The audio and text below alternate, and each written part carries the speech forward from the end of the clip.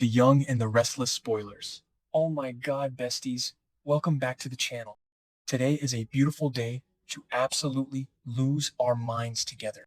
Grab your iced coffees, lock your doors, and strap in because we have so much tea to spill that my cup is literally overflowing. We are diving deep into the absolute madness of Genoa City today, and I am so ready for it. You guys, I am deceased. Stop what you are doing right now.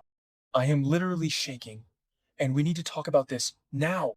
The news just dropped that head writer Josh Griffith is officially leaving The Young and the Restless, and I am genuinely vibrating at a frequency that can shatter glass.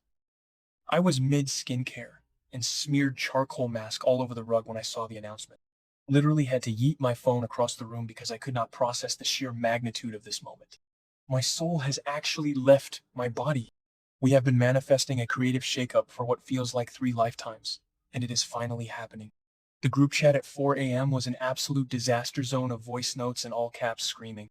We are not just watching this show anymore. We are invested, and the stakes for this new era are astronomical. Wait, backtrack for a second, I missed a step. Let us talk about why we are all collectively hyperventilating with joy over this writer change. The fans have spoken, and the number one demand is straight up screaming, enough with the kidnappings. I am personally offended by the sheer volume of hostage situations in this town. Like, bestie, be for real right now. Genoa City is not that big. How are there this many underground bunkers, abandoned gas stations, and padded cells? If this were real life, the FBI would have permanently barricaded the city limits. I mean, look at what is happening right this very second with Diane Jenkins Abbott. She's officially on my do not perceive list right now because her storyline is stressing me out so badly. She wakes up in a strange house with barred windows, completely disoriented, and has to grab a literal letter opener to defend herself against Dr. Lawrence Markham. And wait, it gets worse, which is honestly so unhinged, because Patty Williams is running around the park, handing out envelopes of cash to this shady doctor just to keep Diane locked up.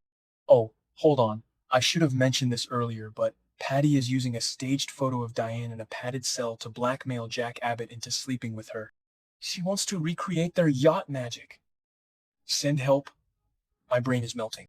And do not even get me started on the vibes of that hostage house. There are books by Dr. Alan Laurent just sitting on the shelf, which basically confirms this Markham guy is probably Martin Laurent with a surgically altered face. Did I say that yet? Ugh. My brain is mush. Moving on. But seriously, the kidnappings are out of control. We also have Nick Newman, Sharon, and Noah getting lured to a rundown gas station in Las Vegas by Matt Clark.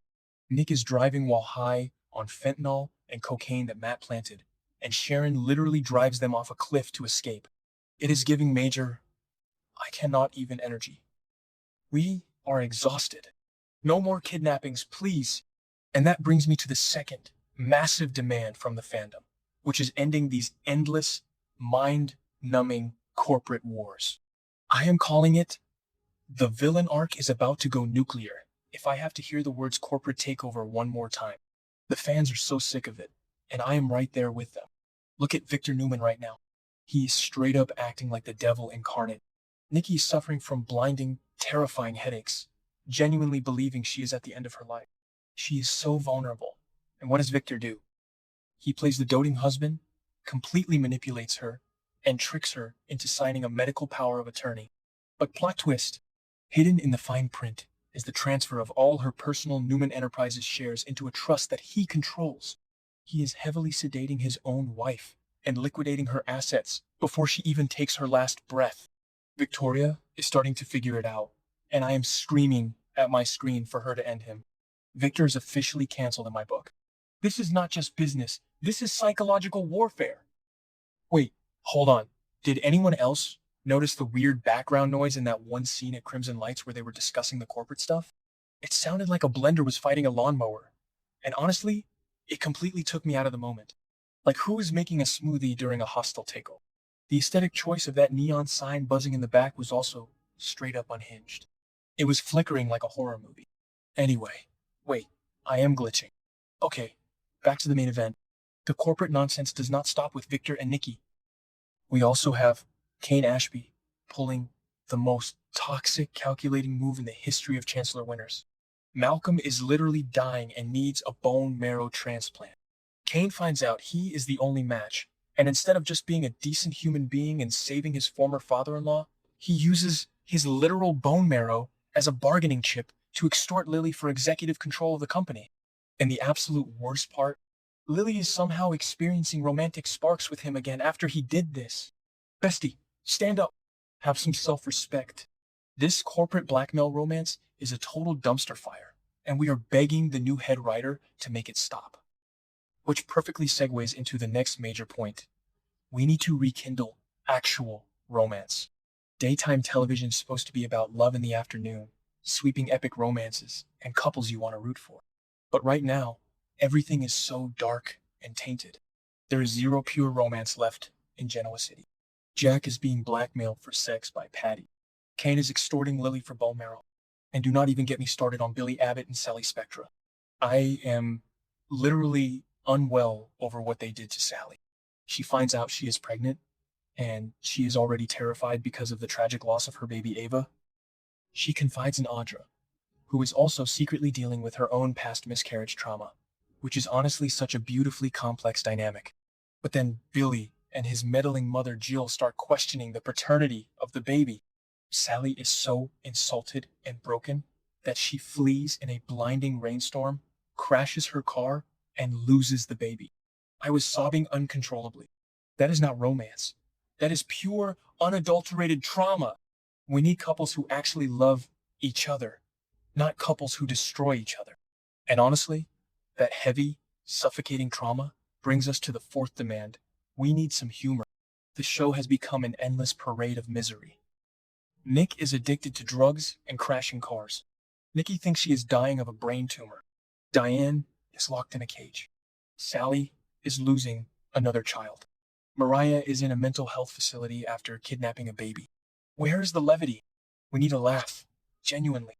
Drama is great, but without a little bit of humor to balance it out, it just feels like an emotional marathon where everyone is crying all the time.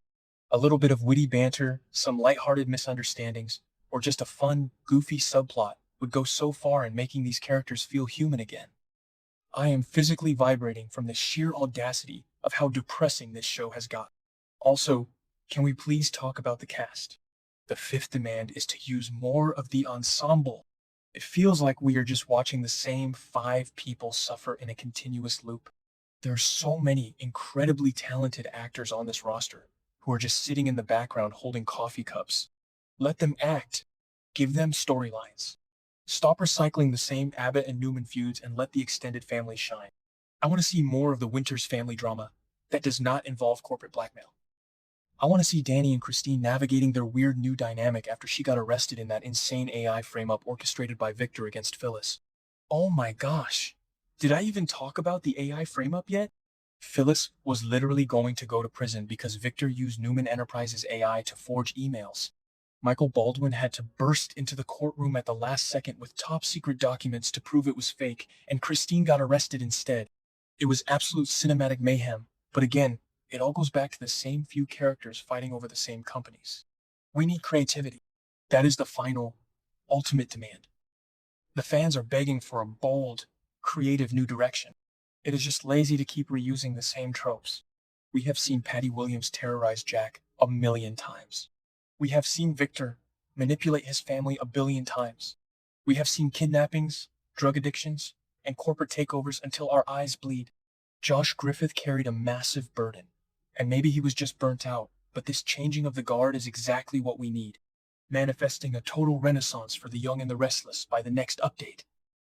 We want a balanced soap opera that gives us high-stakes drama, swoon-worthy romance, a few laughs, and a storyline that actually surprises us.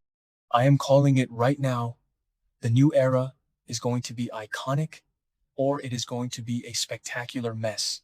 And either way, I will be right here screaming about it with you guys. My grip on reality is slipping. This show is my entire personality, and I am not okay. But I also cannot wait to see what happens next.